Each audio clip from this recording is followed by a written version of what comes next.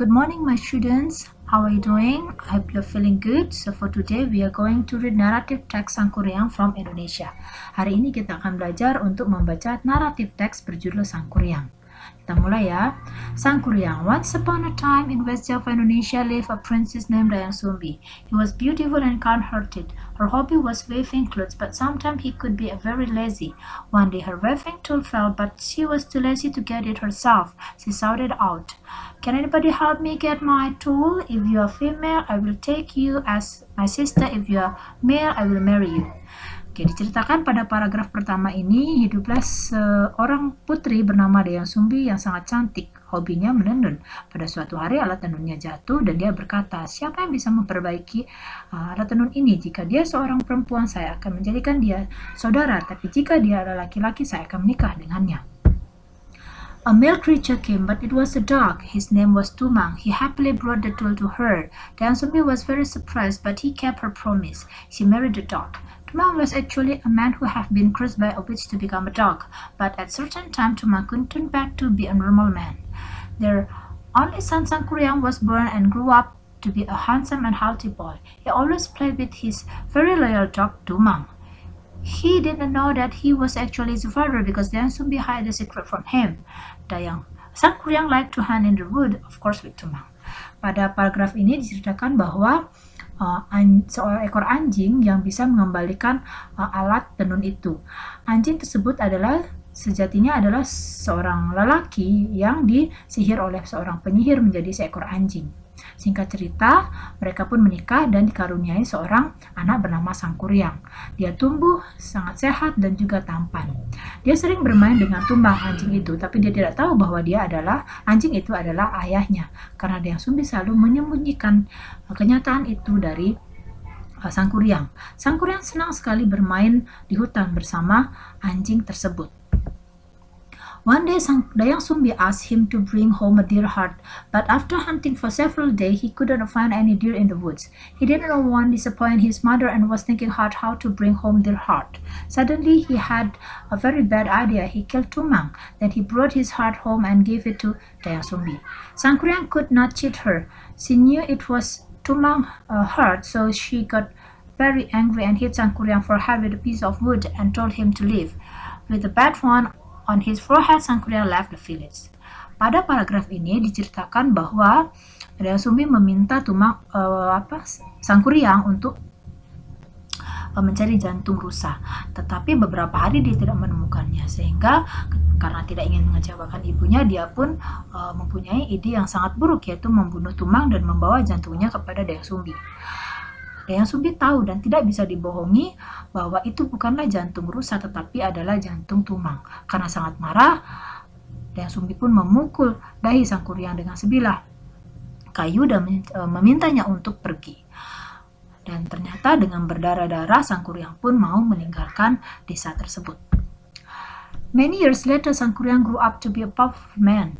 One day, he went back to his village. He met a beautiful young woman there, and he fell in love at her first sight. It was Dayang Sumbi. He never got older because he had been granted eternal youth by God. Sangkuriang didn't know that she was his mother, so he came to her to propose to marry her. Jadi, beberapa tahun terlewat, Sangkuriang pun tumbuh menjadi pria yang sangat kuat. Suatu hari dia kembali ke desanya dan bertemu seorang wanita yang sangat cantik dan jatuh cinta pada pandangan pertama. Dia adalah Dayang Sumbi. Dia tidak bisa menua karena dianugerahi awet muda oleh para dewa. Sangkuriang tidak tahu bahwa itu adalah ibunya dan dia datang untuk melamar dan menikah dengannya. When he walked closer to her, Dayang Sumbi got very surprised. She saw the scar in Sangkuriang's forehead, and soon he knew that he was her son, who left her a long time ago. She told him the truth and tried hard to explain it to him, but he did not believe her. She didn't want to break his heart, so she accepted his proposal but gave him an impossible thing to do. She wanted him to build a lake and boat in just one night.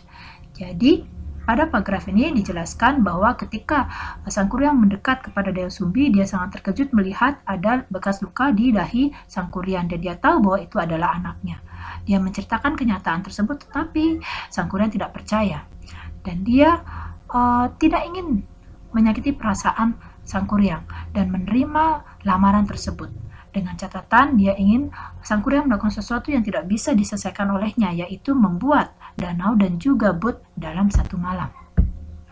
Sang Kuryang agreed because he knew that he could make it with the help of genies.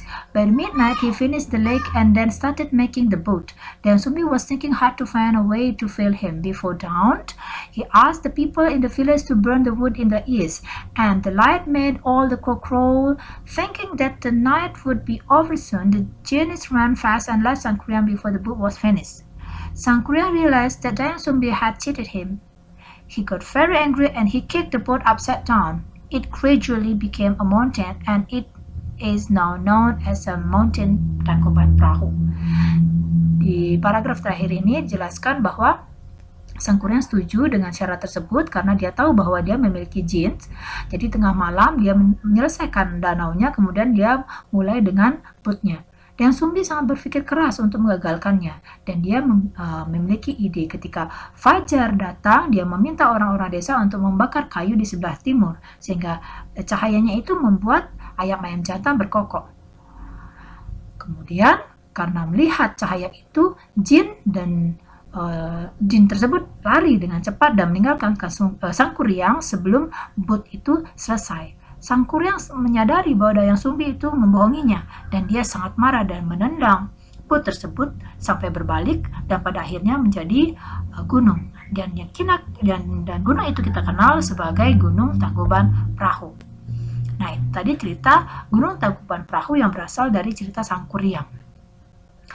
Itu dulu untuk cerita Sang Kuryang yang termasuk dalam naratif teks. Silakan kalian coba untuk menganalisa cerita tersebut sesuai dengan generic structure-nya, yang mana termasuk orientation, complication, resolution. Kalian analisa sendiri apakah ada di sana reorientation-nya. Silakan temukan dan sampai ketemu lagi di next video.